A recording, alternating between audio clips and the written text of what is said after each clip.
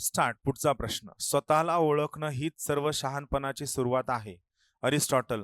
भावनिक बुद्धिमत्तेचा एक घटक म्हणून आत्मजागरूकता कशी महत्वाची आहे स्पष्ट करा. सगळ्यात प्रश्नाचा लोकस काय आहे? भावनिक बुद्धिमत्ता हा प्रश्नाचा काय लोकस आहे. आता भावनिक बुद्धिमत्ता आपल्याला कळले. भावनिक बुद्धिमत्ता म्हणजे काय? स्वतःचे इमोशन्स ओळखणं, व्यवस्थापन करणं, वापर करणं इतरांसोबत. बरोबर. इमोशन्स ओळखणं, व्यवस्थापन करणं, वापर करणं स्वतःच्या आणि इतरांचे. मग हे आपण खाजगी जीवन, वैयक्तिक जीवन, सामूहिक जीवन, प्रशासकीय जीवन सगळ्या ठिकाणी आपण याला काय करू शकतो? अप्लाय करू शकतो. सांगा आता इथं तुम्ही काय उत्तर लिहाल? प्रश्न काय आहे? Know yourself sorry.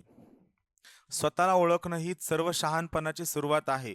Aristotle. भावनिक बुद्धिमत्तेचा एक घटक म्हणून आत्मजागरूकता कशी महत्वाची आहे हे स्पष्ट करा. कसं उत्तर असेल सांगा. हे परफेक्ट आहे. One of the component. हा, स्वॉट अनालिसिस मांडू शकतो. Very good. लिहून घ्या. स्वॉट अनालिसिस मांडू शकता. हा मला सुद्धा न सुचलेला पॉईंट आहे उत्तराचा. फक्त स्वॉटला मराठीत काय म्हणतात शोधून ठेवायचं. इंग्लिश मधलं लिहायचं नाही. स्ट्रेंथ, वीकनेस, ऑपॉर्च्युनिटीज आणि थ्रेट. SWOT. स्वॉट अनालिसिस. राईट. पण तरी तुम्ही मला काय एक एक मुद्दा सांगता. बघा प्रश्न काय आहे ऐका, लक्ष देऊन पहा. प्रश्न काय आहे तर स्वतःला ओळखणं हीच सर्व शहाणपणाची सुरुवात आहे. अरिस्टॉटल. भावनिक बुद्धिमत्तेचा एक घटक म्हणून आत्मजागरूकता. प्रश्न काय आहे? आत्मजागरूकता कशी महत्वाची आहे हे स्पष्ट करा. आता बघा तुम्हाला काय करायचंय? तुम्हाला असा प्रश्न पडू शकतो की सर भावनिक बुद्धिमत्तेबद्दल लिहायचंय का आत्मजागरूकतेबद्दल लिहायचंय की महत्वाबद्दल लिहायचंय? सरळ प्रश्नाचा फोकस काय म्हणतो की या पर्टिक्युलर प्रश्नामध्ये तुम्हाला हे क्लिअर असावं की आत्मजागरूकता म्हणजे काय. आत्मजागरूकता सांगा बरं. आत्मजागरूकता म्हणजे काय? स्वतःबद्दलची माहिती म्हणजे आत्मजागरूकता. मान्य आहे मला. आता स्वतःबद्दलची माहिती म्हणजे काय मला सांगा. काय काय? स्ट्रेंथ सांगा मला. सांगा. सगळ्यात पहिली महत्वाची गोष्ट आत्मजागरूकता म्हणजे काय? आपले स्वतःचे अनुभव. पण मला सांगा अनुभवाच्या आधारावर आपण काय ठरवतो? समजा फॉर एक्झाम्पल तुम्ही एखाद्या ऑटोवाल्याकडे गेलात. ऑटोवाला तुम्हाला कुचकं बोलला. तर मला सांगा तुमचा अनुभव कसा आहे? ऑटोवाला कुचकं बोलतो. यावरनं ऑटोवाल्याबद्दल तुम्ही तुमचं मत काय बनवता? ही लोक रिॲक्शन देतात, चांगलं बोलत नाही. हा पूर्वग्रह दोष झाला की नाही? सो आत्मजागरूकता. पण मला सांगा तुमचा जो पूर्वग्रह आहे, पूर्वग्रह हा रॅशनल आहे का इरॅशनल आहे? इरॅशनल आहे. एका घटनेवरनं आपण कोणाबद्दल पूर्वग्रह बनवू शकत नाही. पण मला सांगा तुमच्यापैकी खूप सगळ्या लोकांकडे पूर्वग्रह आहेत की नाहीत? सो स्वतःला जाणणं म्हणजे काय? अनुभवाच्या आधारावरती बनलेले आपले किंवा अनुभव आपण लिहूया आपले स्वतःचे पूर्वग्रह जाणणं.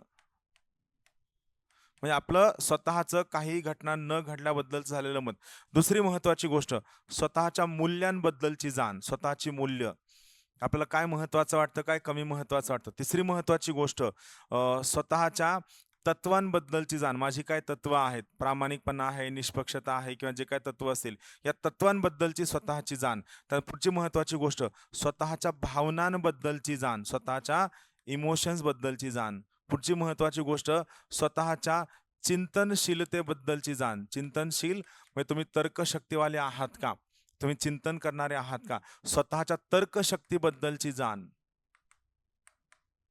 म्हणजे तुम्ही किती विचार करणारे आहात, किती तर्क वापरता, किती रॅशनली वागता, किती इरॅशनली वागता या सगळ्यांबद्दलची जाण. सगळ्यात महत्वाची गोष्ट स्वतःच्या आपण काय म्हणतो संगोपनाबद्दलची जाण. संगोपन म्हणजे तुमची फॅमिली, तुमचं घर, तुमची शाळा या सगळ्यांबद्दलची. ह्या सगळ्या गोष्टी माहीत असणं म्हणजे आत्मजागरूकता. आता ही जी आत्मजागरूकता आहे ही कशाला इन्फ्लुएन्स करणार आहे? तुमच्या प्रशासनाला करणार आहे का तुमच्या भावनिक बुद्धिमत्तेला करणार आहे? सो या सगळी आत्मजागरूकता तुमच्या भावनिक बुद्धिमत्तेला कसं इन्फ्लुएन्स करते, तुमच्या भावनिक बुद्धिमत्तेला कसं प्रभावी करते. आणि जेव्हा तुमची भावनिक बुद्धिमत्ता प्रभावित होते याचा मग काय परिणाम होतो कशामध्ये? तुमच्या मग आपल्याला उत्तर काय? प्रशासन असेल किंवा तुमचं आणखीन खाजगी आयुष्य असेल, सामूहिक आयुष्य असेल याबद्दल.